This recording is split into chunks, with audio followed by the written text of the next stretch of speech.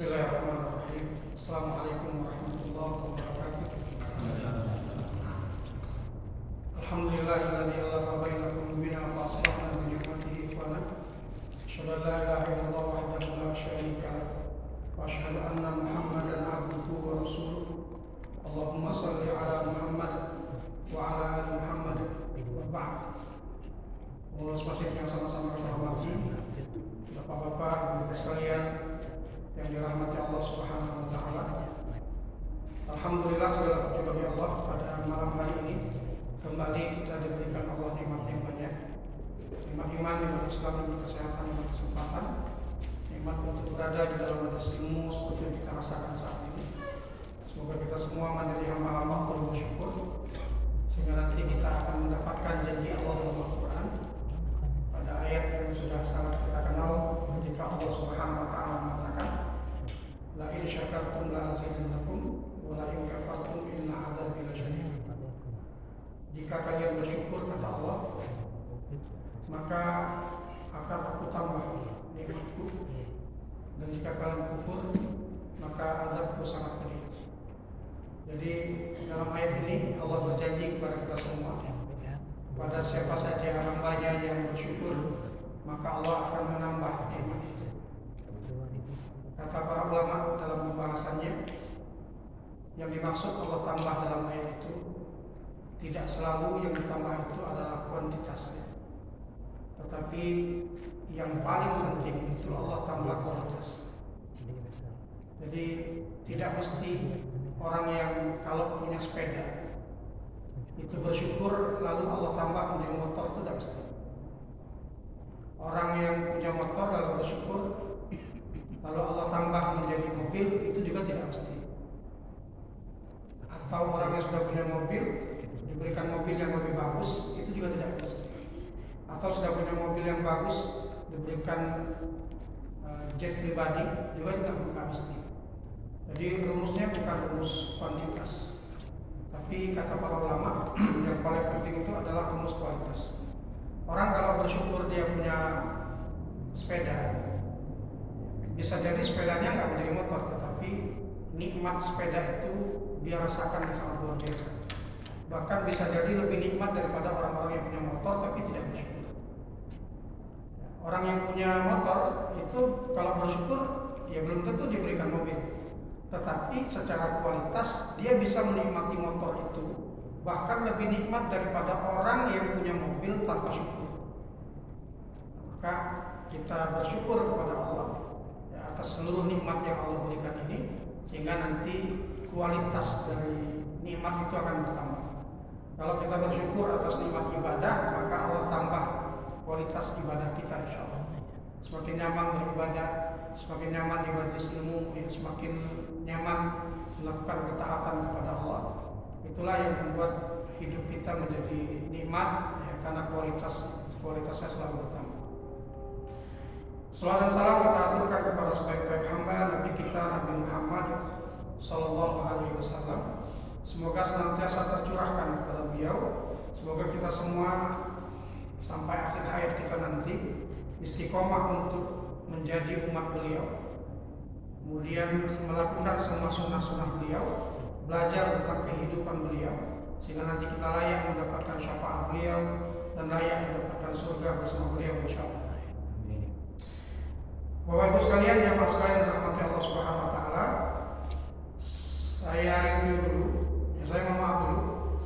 Dua pekan yang lalu saya nggak bisa hadir. Ya. Bagi sebagian yang sudah menunggu, ya, karena ada kendala teknis. Ya. Saya sudah sampai di Mardotila, hujan lebat, sehingga saya sholat di sana. Habis sholat saya langsung balik. Ternyata pada WA itu saya bacanya sudah di rel Kebun Duren. Sudah di rel Kebun Duren, jadi saya lanjut saja, tidak ke sini, ya, karena khawatir nanti datang ke sini waktunya sudah tinggal dikit lagi. Tapi nanti tadi sebagaimana percakapan dengan pengurus masjid, insya Allah walaupun terlambat tetap ke sini, ya. Walaupun terlambat tetap ke sini, nanti kita kondisikan nanti kajian. Nah, Bapak Ibu sekalian, saya review sebentar ya biar kita tahu peta perjalanan kajian kita ini. Jadi kita sudah memulai kajian kita itu sejak dari halaman 1 sampai halaman 14 sampai halaman 88 sekarang. Saya bacakan yang sudah kita bahas. Semoga masih ingat. Yang pertama, kita dulu sudah membahas tentang kebutuhan kita terhadap akidah. Kenapa kita butuh akidah? Kenapa akal kita butuh akidah? Kenapa fitrah kita butuh akidah? Ya, sehingga kita tahu kita ini dari mana, mau kemana, ya, nanti ujungnya di mana kita ini. Itu kemudian juga kita sudah belajar misalnya masyarakat itu butuh motif yang bagus. Tidak ada yang bisa membuat motifnya bagus kecuali akidahnya yang benar. Lalu kita sudah membahas tentang apa itu yang dimaksud dengan rukun iman. Ya, kita sudah membahas rukun iman. Satu rukun iman sudah kita bahas. Lalu kemudian kita membahas apa itu rukun iman secara umum. Ya, sudah kita bahas. Lalu kita masuk ke pembahasan rukun iman yang pertama, yaitu beriman kepada Allah Subhanahu Wa Taala. Kita sudah bahas kita beriman kepada adanya Allah. Lalu kita jelaskan dalil-dalil adanya Allah. Lalu kita kemudian membahas tentang tauhid, tauhidullah, inti dari akidah Islam yaitu tauhid. Semua nabi itu mengajarkan tentang ini. Tidak ada satupun nabi yang menyelisih ini. Semua nabi dari Adam, semua rasul dari Adam sampai ke nabi terakhir, Nabi Muhammad SAW, itu mengajarkan tauhid ini. Karena inilah inti dari akidah Islam, yaitu mengesahkan Allah, bahwa Allah itu satu. Kita sudah bahas juga bahwa tauhid itu ya, dalilnya apa, kemudian seperti apa saja tauhid itu. Tauhid mentauhidkan Allah dalam ibadah, mentauhidkan Allah dalam mengatur alam ini, itu sudah kita bahas juga. Kemudian kita juga sudah membahas tentang syirik, macam-macam syirik, bentuk-bentuk syirik, mulai dari menyembah patung sampai menyembah hawa nafsu, juga sudah kita bahas. Kemudian kita juga sudah membahas macam-macam syirik, syirik besar, syirik kecil, apa bedanya syirik besar, syirik kecil, ya, apa konsekuensinya syirik kecil, apa konsekuensinya syirik besar, juga sudah kita bahas. Lalu kita juga sudah membahas kerusakan yang disebabkan syirik. Syirik itu kezaliman yang besar, syirik itu menjadi sumber ketakutan-ketakutan. Semakin orang syirik menyekutukan Allah, dia akan semakin banyak sumber ketakutan, ya, sebagaimana yang sudah kita bahas. Nah, kita juga sudah membahas tentang kesempurnaan Allah, bahwa kita membahas kesempurnaan Allah. Allah itu sempurna, Allah itu awal, Allah itu akhir, ya, alim, hakim, qadir, sama, basar, sudah kita bahas. Kemudian juga kita sudah membahas tentang Allah itu bersih dari kekurangan. Ya, Allah itu bersih dari kekurangan secara mutlak. Jadi nggak ada satupun kekurangan Allah. Jadi Allah itu nggak pernah lupa, nggak pernah tidur, nggak pernah sakit, ya, nggak pernah lalai, ya, nggak pernah zalim, dan tidak lemah. Allah itu Maha Kuat. Nah, ini sudah kita bahas. Nah, kalau kita lihat, ya, jadi kita sudah membahas iman kepada Allah ini, dan tinggal tersisa sekitar 2 pembahasan lagi, kita masuk ke iman kepada malaikat. Jadi kita baru sampai kepada iman kepada Allah. Masih 2 pembahasan lagi, kira-kira 2 pertemuan insyaallah. Nah, setelah itu kita baru masuk ke iman kepada malaikat. Bukunya masih tebal, harap bersabar. Insyaallah 2 tahun 3 tahun masih aman. Materinya banyak, 2 tahun 3 tahun. 10 tahun mungkin nama buku semua lagi. 10 tahun ya, kita masih tahan. Baik, malam ini kita masuk ke pembahasan, masih dalam pembahasan iman kepada Allah, yaitu pembahasan ibadatullah azza wajalla, beribadah kepada Allah. Jadi karena kita beriman kepada Allah dengan berbagai macam pembahasan sebelumnya, maka ada satu kewajiban.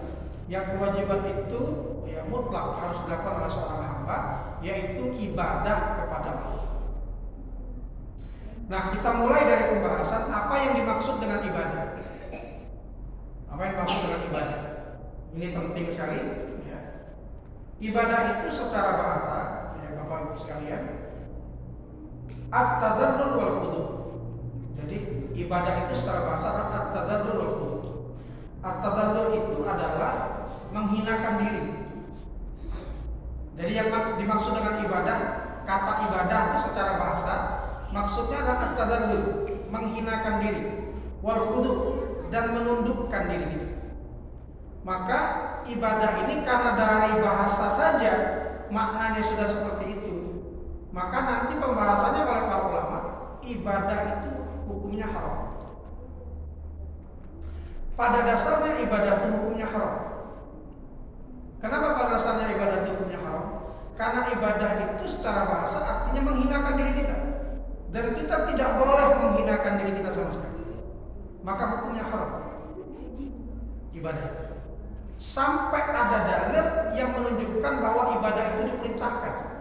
Hatta yadulat dalil ala amriya. Sampai ada dalil yang menunjukkan bahwa ibadah itu diperintahkan. Kalau ada perintahnya baru kita beribadah. Kenapa kita beribadah kepada Allah? Karena Allah perintahkan. Dan karena memang kita layak menghinakan diri kita di hadapan Allah, maka kita tidak boleh beribadah kepada apapun kecuali kepada Allah. Karena ibadah itu menghinakan diri. Kenapa tidak boleh menghinakan diri di hadapan apapun? Ya karena kita makhluk yang mulia. Allah yang tegaskan, walaqad karramna bani Adam. Ya, kami yang telah memuliakan anak-anak Adam, kata Allah. Anak Adam itu adalah makhluk paling mulia di alam ini. Maka kita tidak boleh menghinakan diri kita di hadapan apapun. Ya termasuk di hadapan sesama manusia. Ya. Tapi jangan salah paham. Kalau menghormati orang tua, menghormati atasan, menghormati yang lebih tua, itu bukan beribadah, tetapi itu adab dan tata krama yang diajarkan juga dalam agama ini. Yang menghormati para ulama, para habaib, itu diajarkan. Jadi jangan salah, jangan sampai tercampur-campur. Karena saking tidak mau beribadah kepada selain Allah, tidak hormat kepada siapapun. Nah, ini kadang-kadang salah. Tidak mau cium tangan, misalnya kepada yang lebih tua, tidak mau cium tangan kepada bapaknya, kepada gurunya dan sebagainya, dengan alasan ya tidak mau menghinakan diri kecuali kepada Allah. Nah, kita sedang tidak menghinakan diri kita, justru kita memuliakan diri kita dengan akhlak. Justru akhlak itu yang memuliakan diri kita. Justru kita hina kalau tidak berakhlak. Itu sebenarnya kuncinya. Tapi sebenarnya kalau ibadah ya itu, bahwa kita tidak boleh menghinakan diri kita. Ya. Wa minhu tariqul mu'abbad. Ya. Dan di antara makna ibadah juga dalam bahasa tariqul mu'abbad, cara untuk mengabdi, cara untuk mengabdi kepada Allah, cara untuk menyembah Allah. Itu namanya ibadah. Nah ini ibadah secara bahasa, Bapak Ibu sekalian. Kemudian selain secara bahasa ada ibadah secara syar'i. Dalam syariat Islam apa sih yang dimaksud dengan ibadah? Dalam syariat Islam disebutkan oleh Syekh Majid Maki, ala ibadah hiya ismun jami'un li kulli ma yuhibbullah wa yardah min al-aqwal wal a'mal az-zahirah wal batin. Ibadah itu adalah ismun jami', nama bagi seluruh perbuatan, ya. Nama bagi seluruh perbuatan maupun perkataan yang zahir, yang tampak maupun yang tidak tampak, ya. Yang dicintai Allah dan diridhoi Allah, itulah ibadah. Jadi dia nama bagi seluruh perkataan, perbuatan, baik dia zahir maupun batin, ya, yang dicintai Allah dan diridhoi Allah. Jadi semua yang Allah cintai, yang Allah ridhoi, baik itu perkataan kita maupun perbuatan kita, zahir kita tampakkan maupun batin di dalam diri kita, itulah yang disebut dengan ibadah. Maka nanti kan ibadah itu ada dua, ada ibadah zahir, ada ibadah batin. Maksiat juga ada dua, maksiat zahir, maksiat batin.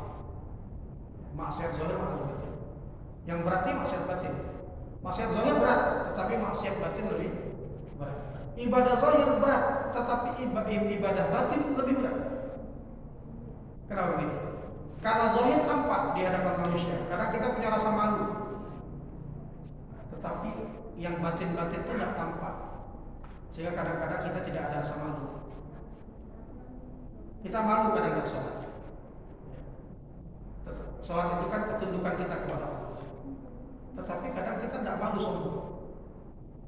Karena sombong itu di dalam hati. Nah, ibadah-ibadah yang begini yang berat. Justru berat juga. Dari apapun yang Allah sukai dan Allah cintai, Allah ridhoi, itu ibadah, baik perkataan kita maupun perbuatan kita. Nah, ini yang dimaksud dengan ibadah, ya, zahir maupun batin. Jadi kesadaran kita bahwa ya, seluruhnya itu zahir maupun batin itu bagian dari ibadah kita kepada Allah SWT. Nah, ini dimaksud dengan ibadah secara syariat, Bapak Ibu sekalian. Ya. Semoga kita bisa memahaminya. Kemudian kita sadar betul bahwa ternyata ibadah itu bukan cuma zahir. Ibadah itu bukan cuma zahir, batin juga ibadah. Perbuatan batin dan perkataan batin kita ini juga, hati kita ini juga ibadah. Bukan cuma zahir saja. Bukan cuma zahir saja. Baik, berikutnya beliau mengatakan al-ibadatu ibtila'u ilahiyyun lil mukallafin. Ibadah ini posisinya sebagai ujian. Ujian dari Allah untuk kita para mukallaf. Mukallaf itu kalau dalam fikih itu orang yang sudah dibebani hukum, Pak. Jadi orang-orang yang sudah dibebani hukum itu namanya mukallaf. Anak kecil belum balik itu bukan mukallaf. Orang dewasa tapi tidak berakal, gila, bukan mukallaf. Jadi disebut mukallaf kalau dia dibebani hukum karena dia balik dan berakal. Dia sudah balik dan dia berakal, maka dia mukallaf. Nah, ibadah itu adalah ujian dari Allah untuk seluruh mukallaf.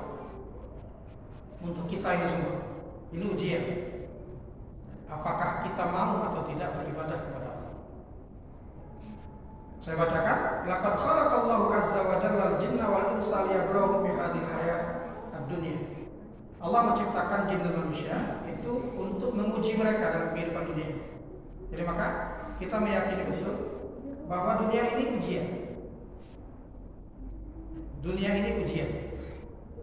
Apapun kondisi kita saat ini, dunia ini ujian. Jangan pernah berpikir yang rezekinya sedang lapang itu tidak sedang diuji.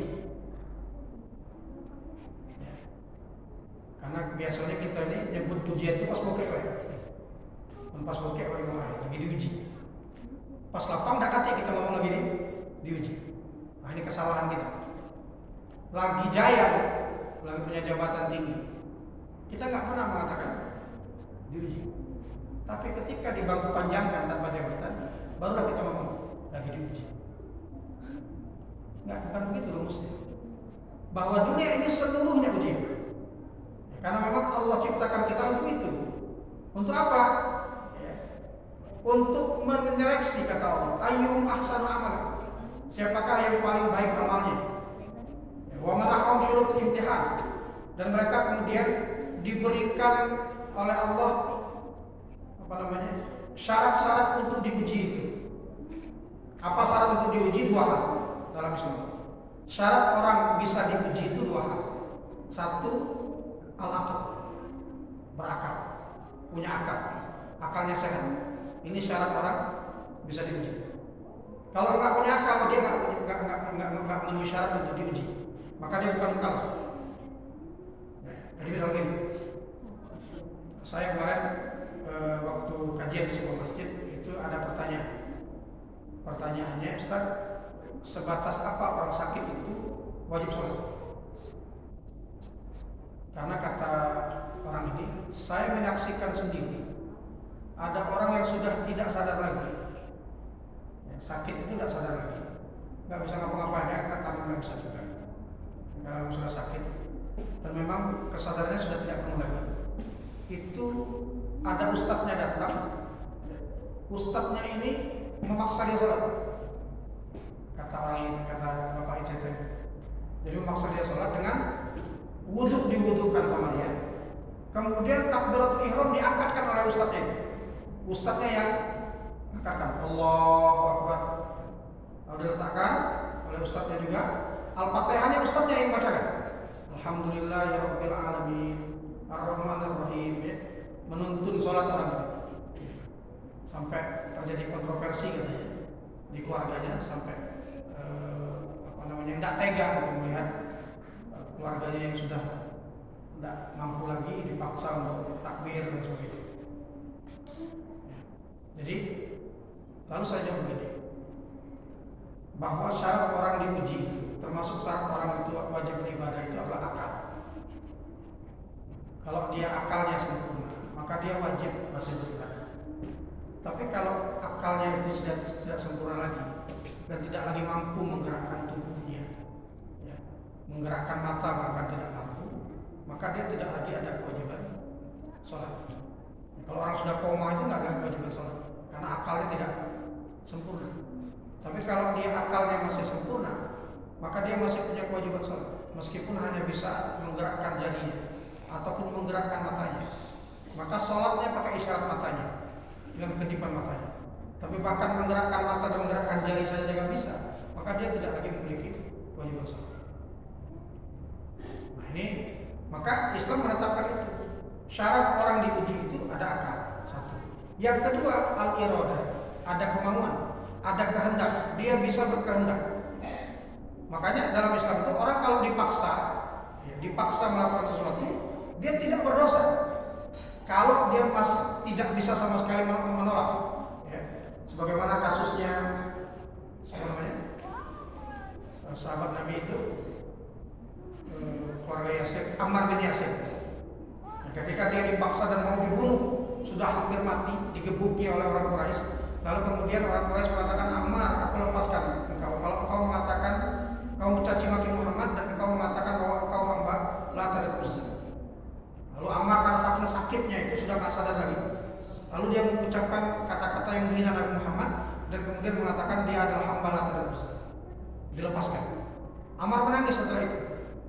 Ammar bin Yasir menangis setelah itu. Lalu kemudian dia menemui Nabi. Lalu Nabi mengatakan, bagaimana dengan hatimu wahai Ammar? Apakah engkau membenarkan ucapanmu? Kata Ammar, enggak ya Rasulullah. Aku masih beriman kepadamu dan beriman kepada Allah. Maka kata Nabi itu dimaafkan. Jadi orang terpaksa itu karena bukan kehendaknya sendiri, itu bisa diampuni dan bisa dimaklumi. Maka syarat orang diuji itu ada iradah. Tapi jangan mudah-mudah mengatakan terpaksa. Nah, dikit-dikit terpaksa, dikit-dikit terpaksa, dikit-dikit darurat ini. Jangan sampai dikit-dikit darurat. Kalau dulu di sejarahnya Imam Ahmad bin Hanbal itu ada namanya Ibnu Ma'in, Yahya bin Ma'in.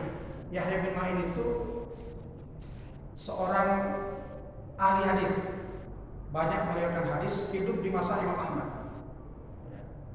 Sama-sama ahli hadis. Nah, ketika Imam Ahmad di masanya diuji dengan dipaksa oleh pemerintah waktu itu untuk mengatakan Al-Quran itu makhluk. Siapapun yang tidak mau mengatakan Al-Quran makhluk maka akan dibunuh. Bahkan dicambuk. Imam Ahmad dicambuk di tengah hari sampai mati. Nah, Imam Ahmad waktu itu mengambil jalan untuk tetap mengatakan Al-Quran kalamullah. Al-Quran itu perkataan Allah dan bukan makhluk. Ini dulu fitnah Mu'tazilah. Mu'tazilah menguasai kekhalifahan waktu itu. Sampai Imam Ahmad dicambuk habis-habisan. Nah, Yahya bin Ma'in sebagai ahli hadis, ya, itu juga dipaksa. Ya. Lalu dia mengatakan bahwa ditanya oleh menterinya, wahai Ibnu Ma'in, apa pendapatmu tentang Al-Quran? Apakah dia makhluk ataukah perkataan Allah? Ya. Lalu kemudian diisyaratkan oleh menteri dan tentaranya, kalau Yahya bin Ma'in itu mengatakan Al-Quran itu adalah kalamullah dan bukan makhluk, maka dia akan dibunuh. Lalu kemudian Yahya bin Ma'in mengatakan Al-Quran itu makhluk. Lalu kemudian Yahya bin Ma'in lepas, tidak dihukum, tidak dicambuk. Imam Ahmad bin Hanbal setelah dia selesai dicambuk, ya, hampir mati dicambuk itu, dia pulang ke rumah disambut oleh banyak pengikutnya. Lalu kemudian dia masuk ke rumahnya, lalu didatangi oleh banyak para sahabatnya. Ya, kemudian Kemudian semua sebagian mengatakan, wahai imam, kenapa engkau tidak mengambil keringanan saja sebagaimana Ammar? Katakan saja dalam mulutmu, dengan mulutmu bahwa Al-Quran makhluk, tetapi hatimu tetap mengatakan Al-Quran kalam. Kenapa engkau tidak mengambil itu? Kata Imam Ahmad, ketahuilah, ya, apakah tega aku sebagai seorang yang ditunggu-tunggu perkataannya, menyelamatkan diriku dari cambukan, lalu aku membuat sesat seluruh umat gara-gara perkataan. Jadi ini Imam Ahmad sampai diambil mati cambukan. Nah, lalu ketika Ibnu Ma'in masuk ke rumahnya, Imam Ahmad tidak mau memandangnya. Ibnu Ma'in datang, kan sebagai sahabat yang sama-sama ahli hadis, ya, menghadap Imam Ahmad. Lalu Ibnu Ma'in mengatakan, ya Ahmad, kenapa engkau tidak mau berbicara denganku? Bukankah engkau tahu bahwa Ammar bin Yasir juga melakukan apa yang aku lakukan? Dan Ammar itu sahabat Nabi. Kenapa engkau tidak memberikan permakluman kepadaku? Karena aku berdalil dengan apa yang dilakukan oleh Ammar. Apa kata Imam Ahmad? Imam Ahmad tetap tidak mau melihatnya. Lalu Ibnu Ma'in kemudian tahu diri, dia keluar dari rumah Imam Ahmad. Lalu murid-muridnya datang kepada Imam Ahmad dan mengatakan, ya Imam, kenapa engkau tidak memaklumi Yahya bin Ma'in? Apa kata Imam Ahmad bin Hanbal? Kata Imam Ahmad bin Hanbal, ketahuilah bahwa Ammar bin Yasir itu mengatakan apa yang diinginkan oleh orang Quraisy itu setelah dicambuk dan hampir mati. Dan Yahya bin Ma'in belum satu cambuk pun yang sampai kepadanya dan dia sudah mengambil rukhsah. Nah, ini yang harus dipahami, Pak, ya. Jadi saya mengatakan tadi itu, ya, ini yang dimaksud. Jadi jangan mudah-mudah mengatakan ini adalah darurat sehingga ngambil rukhsah, jangan mudah. Jadi itu yang tidak dipikirkan orang. Imam Ahmad memikirkan orang sekelas Yahya bin Ma'in belum ada cambuk satupun yang mengenai badannya sudah ngomong darurat dan sedang ambil keringanan. Lalu bagaimana nanti dengan umatnya? Bagaimana nanti dengan murid-muridnya? Murid-muridnya kan tidak semuanya nanti sempat bertanya kepada dia, benar nggak ini imam yang kau katakan bahwa Al-Quran itu makhluk? Nanti sesat semua umat gara-gara cepat sekali mengambil rukhsah. Jadi Bapak Ibu sekalian, syaratnya itu adalah akal dan iradah, kemauan. Dan kita semua punya kehendak, punya kemauan. Maka Allah tegaskan dalam surah Al-Mulk, Allah mengatakan, Alladzi khalaqal mauta wal hayata liyabluwakum ayyukum ahsanu amala. Ini ayat yang sangat sering kita dengar. Jadi Allah mengatakan, dialah Allah yang menciptakan kehidupan, kematian dan kehidupan untuk menguji kalian, siapakah di antara kalian yang paling baik amalnya. Imam Ibnu Qayyim Al-Jauziyah meriwayatkan sebuah hadis ketika berbicara tentang ini, bahwa hidup itu makhluk, mati itu makhluk, waktu juga makhluk, semuanya itu makhluk. Jadi hidup itu makhluk, mati itu makhluk. Maka nanti kata Imam Qayyim, dalam sebuah riwayat hadis itu disebutkan, itu nanti ketika penduduk neraka sudah masuk ke neraka semuanya, penduduk surga sudah masuk ke surga semuanya, nanti akan datang seorang malaikat membawa kematian. Maut itu dibawa oleh malaikat dalam bentuk seekor kambing. Jadi dalam bentuk seekor kambing, lalu dia berdiri di hadapan seluruh penduduk surga dan penduduk neraka. Lalu kematian dalam bentuk kambing ini, di riwayat itu disebutkan, dibaringkan oleh malaikat, disembelih oleh malaikat kematian itu, sampai kematian itu mati, maut itu mati. Maka sejak hari itu tidak akan ada lagi kematian. Maka disebutkan dalam riwayat itu, hari itu adalah hari yang paling membahagiakan penduduk surga. Kenapa? Karena mereka tidak akan pernah merasakan kematian dan akan mendapatkan kenikmatan sepanjang hayatnya. Khalidina fiha abada, tidak akan pernah mati. Nikmat terus, tidak akan mati. Tetapi hari itu sebaliknya, kata riwayat hadis itu, hari itu adalah hari yang paling menyedihkan bagi penduduk neraka. Kenapa? Karena sejak hari itu berarti penderitaan mereka tidak akan pernah berakhir, karena mereka tidak akan pernah dimatikan. Maka mereka akan berada di neraka dan disiksa seberat apapun siksaannya, tidak akan pernah mati. Itu yang Allah tegaskan dalam Al-Quran, la yamutu fiha wa la yahya. Mereka tidak mati dan tidak hidup karena saking beratnya siksaan. Nah ini Bapak Ibu sekalian, jadi kematian itu juga adalah makhluk yang nanti juga akan mati.